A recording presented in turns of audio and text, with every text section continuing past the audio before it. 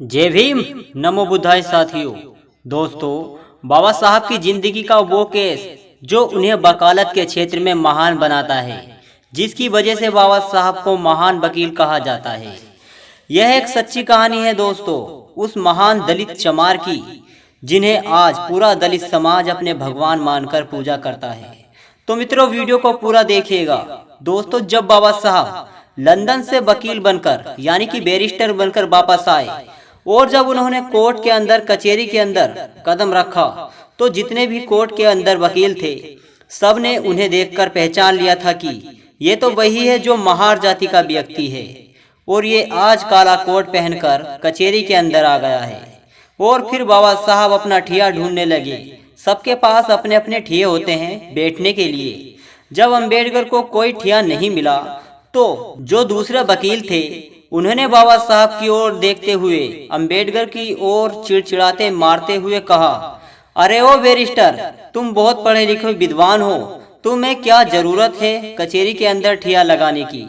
तुम तो बाहर भी कहीं ठिया लगा लोगे तो तुम्हारी दुकान चल जाएगी। लेकिन बाबा साहब ने उनकी बातों का बुरा नहीं माना, उनकी बातों को गलत नहीं समझा और बाबा साहब मुस्कुराते हुए बोले, तुमने ठीक कहा। और फिर बाबा साहब कचहरी के बाहर एक जगह जाकर अपना ठिया जमा लिया।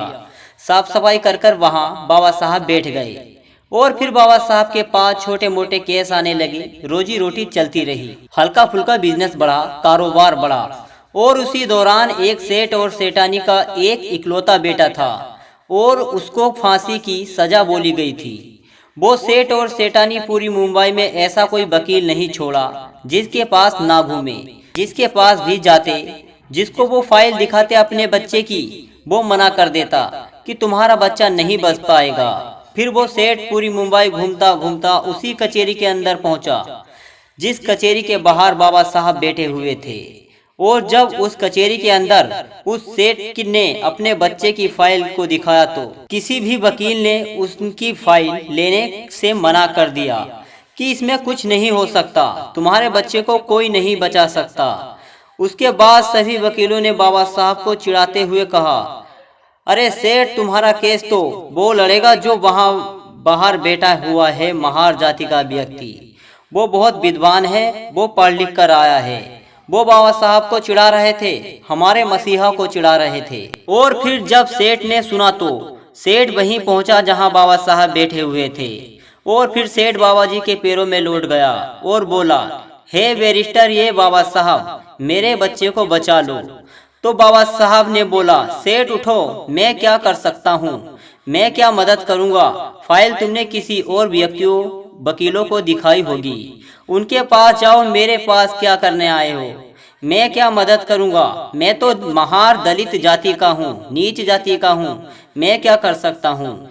फिर सेठ ने बाबा साहब की शक्ल देखकर बोले कि नहीं, अगर मेरे बच्चे को कोई बचा सकता है तो वो आप बचा सकते हो, वरना पूरी दुनिया की ताकत नहीं बचा सकती।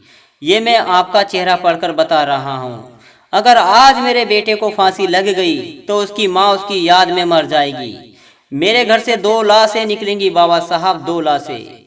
यह बात सुनकर बाबा साहब को उनके बचपन की एक बात याद आ गई, जिसे उनकी माता भीमाबाई ने कहा था, हे भीमा, अगर कभी जरूरत पड़ेगी किसी निर्दोष की जान बचाने के लिए, किसी के पूत की जान बचाने के लिए, अगर किसी अच्छे काम के लिए झूठ बोलना पड़े तो संकोच मत करना भीमा। फिर बाबा साहब ने कहा कि सेठ, तुमने ये फाइल किसी और को दिखाई?